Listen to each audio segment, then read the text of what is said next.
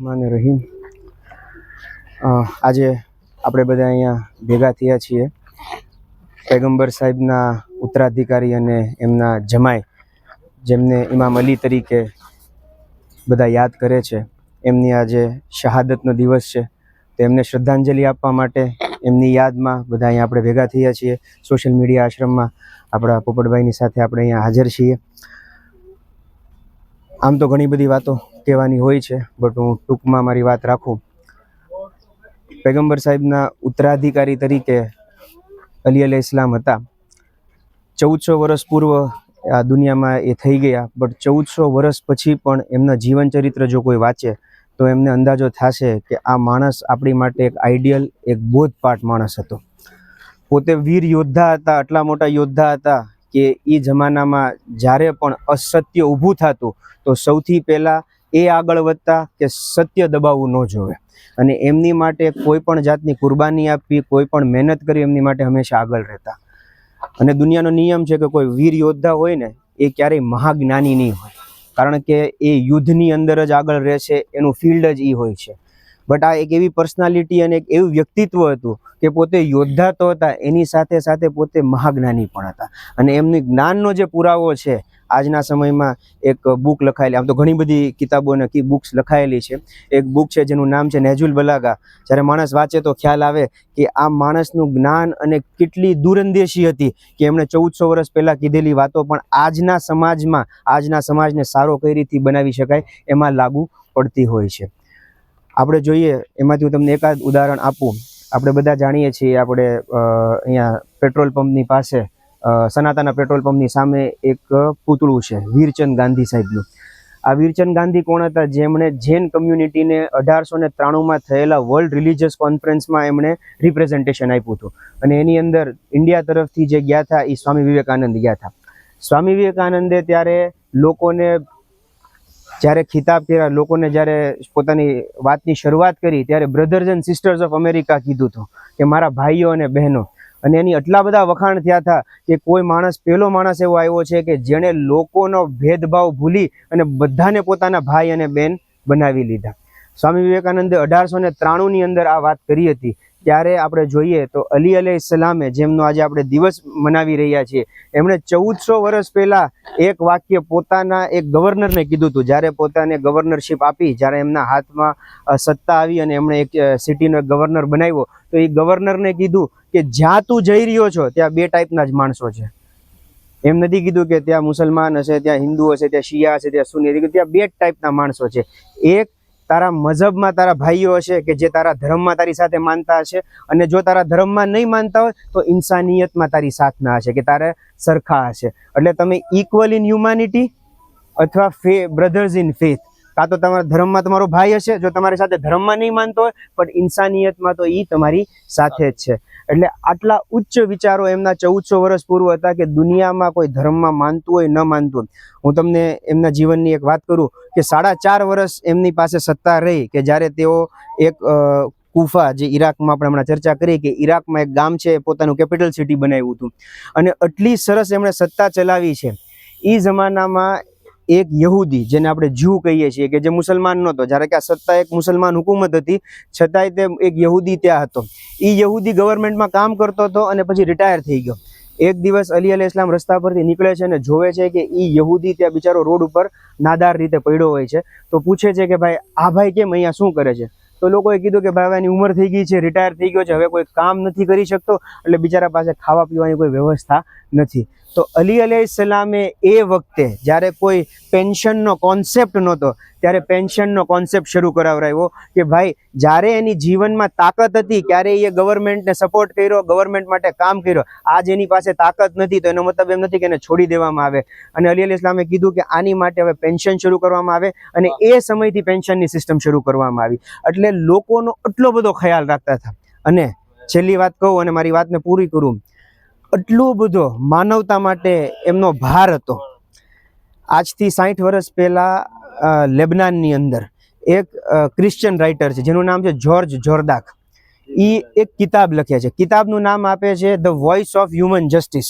Voice of human જસ્ટિસનું આપણે translation કરીએ તો ઇન્સાની ન્યાયનો અવાજ। હવે એ કિતાબ જે છે એ લખી છે કોની ઉપર? અલી અલૈહિ ઇસ્લામ ઉપર. એને પૂછવામાં આવ્યું કે ન ભાઈ તું મુસલમાન છો, ન તું શિયા છો, ન તું સુન્ની છો, તારે કાંઈ અલી અલૈહિ ઇસ્લામ સાથે લેવા દેવા નથી, તો તે ઈ માણસ ઉપર કિતાબ શા માટે લખી? અને કદાચ શક્ય છે ભાઈ તમારા જમાનામાં હોય, તમારા સમયમાં હોય અને તમે એનીથી બહુ વધારે મુતાસિર થઈ જાવ ને તમને ગમે કે નહીં આમનું કાર્ય બહુ સારું છે અને તમે લખીને, આ તો 1400 વર્ષ પહેલા થઈ ગયેલો એક માણસ છે અને તું આજે એની ઉપર કિતાબ લખો છો અને અવડું મોટું ટાઇટલ કે ઇન્સાની ન્યાયનો અવાજ, આટલું મોટું ટાઇટલ શા માટે આપ્યું? આ સાંભળી અને આપણે વિચાર કરીએ કે આપણા જે પેશવાઓ અને રહેનુમાઓ હતા કેટલું ઇન્સાનિયત માટે કામ કરતા હતા. એણે કીધું કે મેં એમની જિંદગી જ્યારે વાંચી, અલી અલૈહિ ઇસ્લામની જ્યારે મેં બાયોગ્રાફી વાંચી અને એની અંદર જ્યારે એમની પાસે આ 4.5 વર્ષ હુકુમત હતી, પોતે સત્તા ઉપર હતા, ત્યારે તેમણે નોન મુસ્લિમ્સને જે અધિકાર આપ્યા હતા એની હુકુમતની અંદર. આજના જમાનામાં તમે જુઓ, બધી મોટી મોટી હુકુમત હોય છે, મોટી મોટી સત્તાઓ હોય છે, પણ લોકોને હ્યુમન રાઇટ્સ નથી મળતા. આ કહે છે કે જે હ્યુમન રાઇટ્સ અને જે રાઇટ્સ અલી અલૈહિ ઇસ્લામે નોન મુસ્લિમ્સને આપ્યા હતા, એનાથી હું એટલો બધો પ્રભાવિત થયો કે આજે મારે બુક લખવી પડી અને બુકનું નામ મેં આપ્યું કે જો ઇન્સાફની કોઈ અવાજ હોય તો અલી અલૈહિ ઇસ્લામ છે. આટલો બધો ઇન્સાફ છે. અને જ્યારે એમની ઉપર એમને શહીદ કરવામાં આવે છે, આપણે બધા જાણીએ છીએ, ખાલી પોપટભાઈની જાણકારી માટે, કે એમને જ્યારે શહીદ કરવામાં આવ્યા, 21મી તારીખ છે રમઝાન મહિનાની, એમને 19મી તારીખે જ્યારે મસ્જિદમાં એ નમાઝ પઢી રહ્યા હતા ત્યારે એમની ઉપર તલવારથી વાર કરવામાં આવ્યો અને એમને શહીદ કરવામાં આવ્યા. અને શહીદ શા માટે કરવામાં આવ્યા? એક જ કારણ હતું કે આટલા બધા ઇન્સાફ પસંદ, ન્યાય પસંદ અને જસ્ટિસ વાળા હતા કે લોકોથી સહન નહોતું થતું કે એ સાચાને સાચું કહેતા હતા અને ખોટાને ખોટું કહેતા હતા.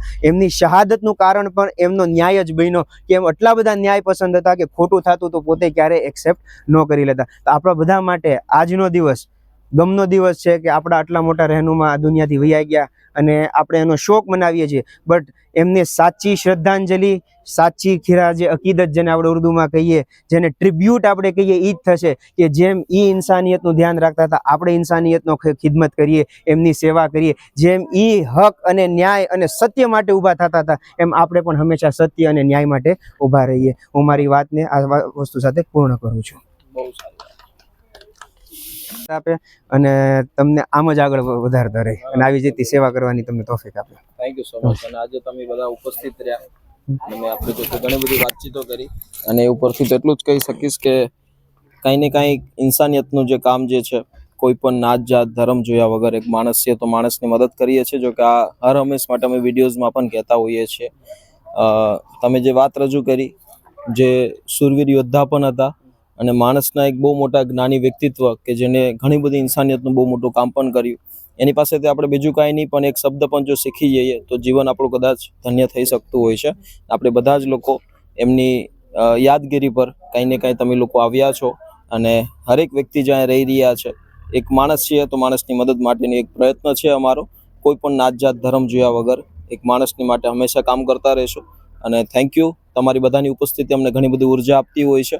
તો આપણે હવે અંદર પણ વિઝિટ કરીએ, ત્યાંની વ્યવસ્થા જોશો તમને પણ ખૂબ આનંદ થશે. અને અહીંયા હરેક વ્યક્તિનો એક સહકાર છે, હરેક વ્યક્તિનો એક ભરોસો છે, હરેક વ્યક્તિનો એક કંઈ ને કંઈ રીતનો એક સપોર્ટ છે. અને આ તમે જે કીધું કે આ એક એવા વ્યક્તિ પાછળ જે તમે જે કાર્ય કરી રહ્યા છો કે જેમના ગયા પછી ઘણા બધા વ્યક્તિને એક સારું ભોજન મળી રહે માટેનો તમે જે પ્રયત્ન કર્યો છે, એ અમને ઘણી બધી ઉર્જા આપે છે. Thank you so much. ખૂબ આનંદ થયો.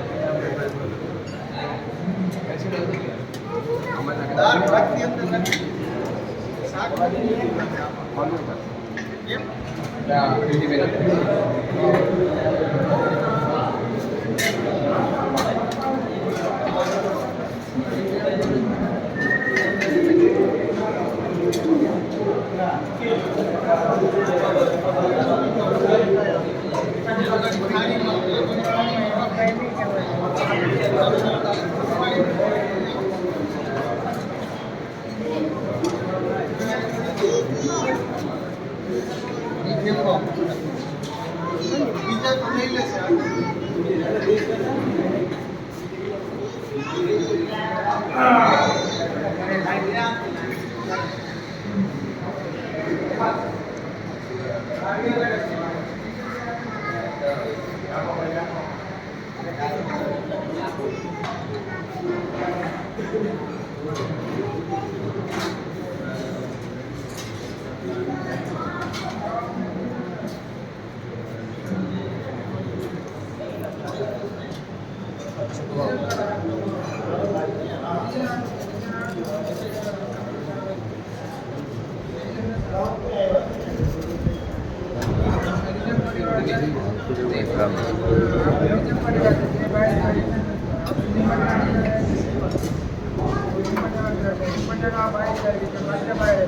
Yeah.